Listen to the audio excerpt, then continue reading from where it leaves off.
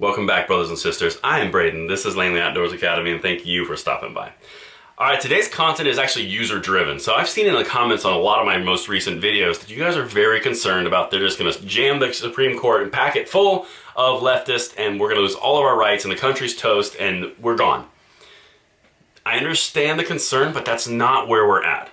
The reason that this channel has been so aligned to the fact that we have a constitution in place which restricts these people and they don't have what they need because you guys voted for congressional representation and you're reaching out to them.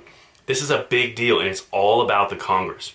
For example, anyone can put forward a bill in the House. Anybody can do it. It needs to get co-sponsors, it needs to get brought up for a vote in the House, it needs to pass the House, then it needs to go to the Senate, pass the Senate, and then it needs to be signed by the President to become a law. Lots of steps.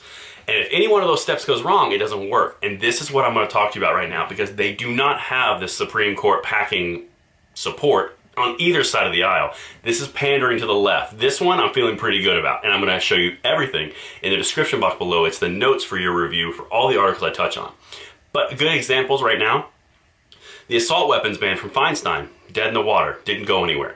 HR 1446 and HR 8, dead in the water, just stagnant, just sitting there, not doing anything. They haven't become law, but they have been introduced and passed by the House.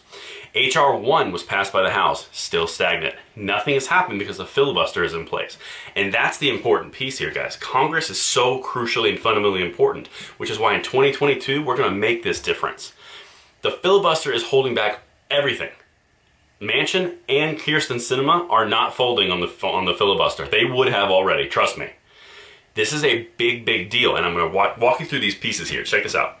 But before I get too deep into it, check out the stupidest quote of the day by one of the bill sponsors in the Senate. This is Ed Markey from Massachusetts. "We are here today because the United States Supreme Court is broken. It is out of balance, and it needs to be fixed," Markey said to the news conference.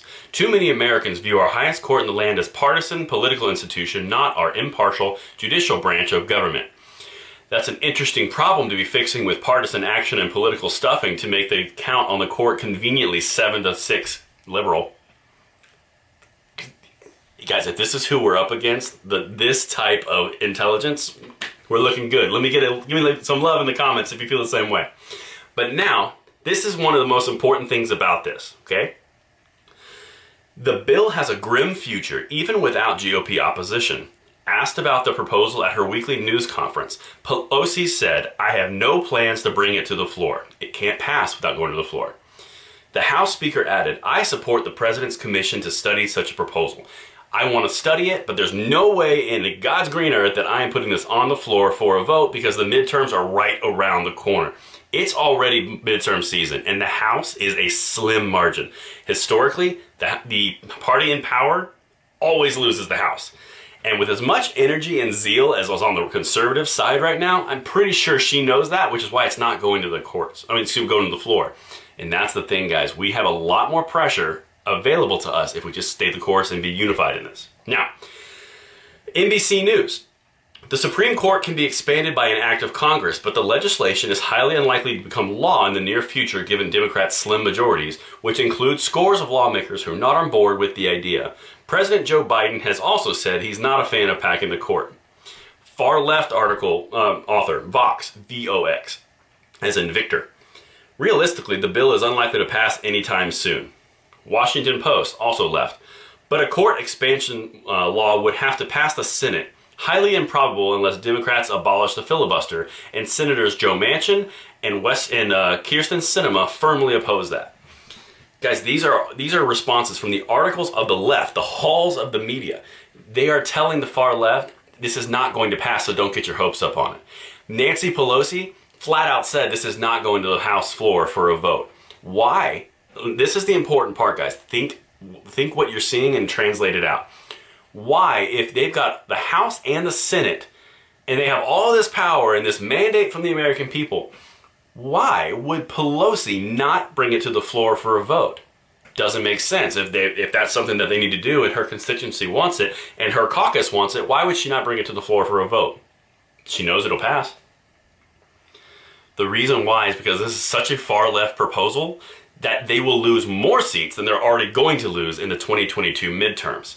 Take that one to the bank, because that is true. That's the only reason she wouldn't put it on the floor. And when you partner that with the president, well, excuse me, Biden, for some of you guys, when you put that with Biden, who's also not a fan of it, Schumer hasn't even commented on it, and then you look at the exact scenario of where we're at and how close we are to the midterm elections, guys, the left is trying to placate the far left to maintain their base, but they're also trying not to piss off the middle by doing anything too extreme. They've accomplished nothing so far. And that's because of what we're doing together, and we can do this. We need to keep the pressure on the people that are important to us. Manchin, West Virginia, Sinema, Arizona, your own representatives and your senators in your state. It's time to become active, guys, and we are going to do this together. Let me know what you guys think in the comments field below. Did this help? Did this address the problem that you guys were concerned about? But if not, until tomorrow, I'm Braden. See you later.